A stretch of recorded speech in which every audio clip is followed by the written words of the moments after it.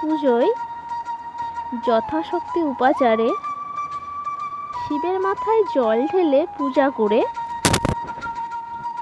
সব শেষে শিবের মন্ত্র পাঠ করিতে হয়। শিবের প্রণাম মন্ত্র: